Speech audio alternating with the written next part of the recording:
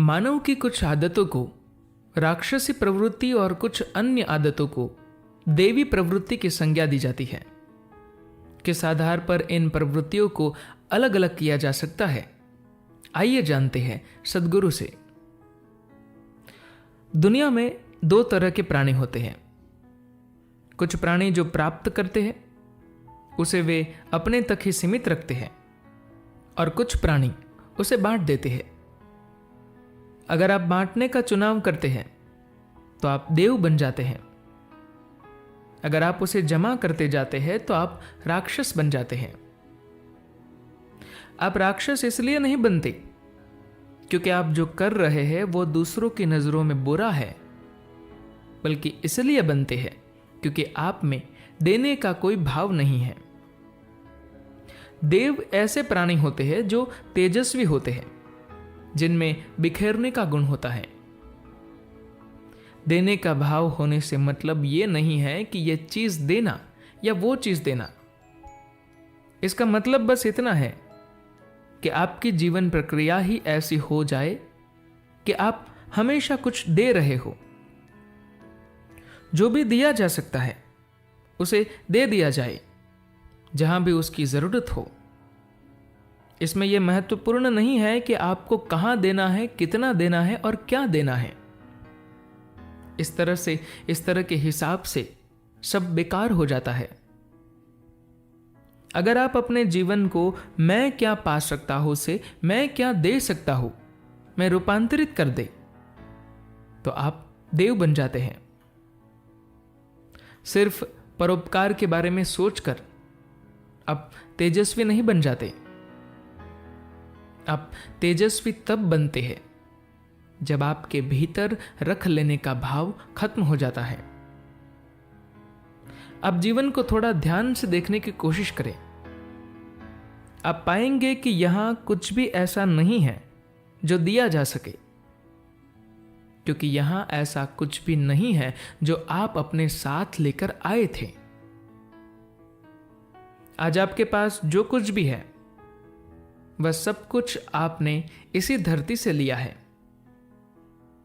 जरा सोचकर देखिए, अगर मैं सब कुछ दे दूं तो मेरे साथ क्या होगा? तब होगा यह कि सारी दुनिया आपकी हो जाएगी। हम अक्सर सोचते हैं अगर मैं ये दे दूंगा तो इतना चला जाएगा, अगर मैंने वह दे दिया तो उतना चला जाएगा। जबकि यह सब हिसाब किताब बेकार है, घटिया है।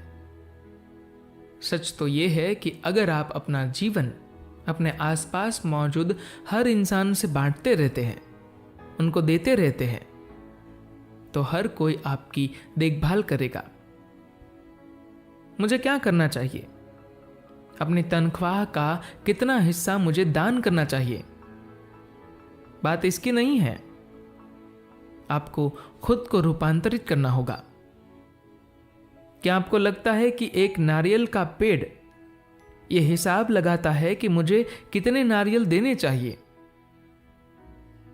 अगर मैं 100 नारियल दे दूंगा तो ये लोग ज्यादा पैसे बना लेंगे। चलो मैं 50 नारियल ही देता हूं। क्या आपको लगता है कि नारियल का पेड़ खुद को रोक रहा है?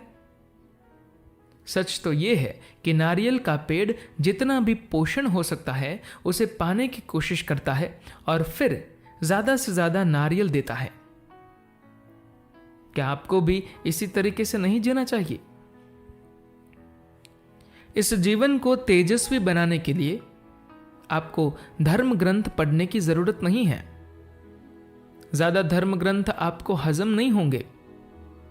देवताओं को पाने के लिए ऊपर या नीचे मत देखिए। इस अस्तित्व में बस एक प्राणी को चुन लीजिए। अगर आपको कीड़ा सही लगता है तो कीड़ा ही ले लीजिए। अगर आपको पेड़ अच्छा लगता है तो पेड़ को चुन लीजिए। बस किसी भी एक जीवन को चुन ले, फिर उसे खूब ध्यान से देखें। आप पाएंगे कि सारे के सारे प्राणी जितना ज्यादा से ज्यादा जीवन हो सकता है वे दे रहे हैं। यह सिर्फ इंसान ही है जो चीजें अपने पास रोके रखने की कोशिश कर रहा है। शायद इसकी वजह यह है कि उसकी बुद्धि तो तार्किक है, लेकिन वह उसका सही इस्तेमाल करना नहीं जानता। इस अस्तित्व ने, सृष्टा ने आपको बुद्धि इसलिए दी है कि आप उसका वैसे इस्तेमाल कर सके जैसे संसार के दूसरे प्राणी नहीं कर सकते। ऊंचा उठने के लिए, अपने रूपांतरण के लिए, न कि संचय के लिए। यह बुद्धि आपको इसलिए दी गई थी कि आप उन चीजों तक पहुंच सके जो इस दुनिया से परे है। प्रकृति का विश्वास था कि आप उस असीम प्रकृति को खोजने की कोशिश करेंगे, न कि हिसाब लगाने में उलझ जाएंगे। धन्यवाद।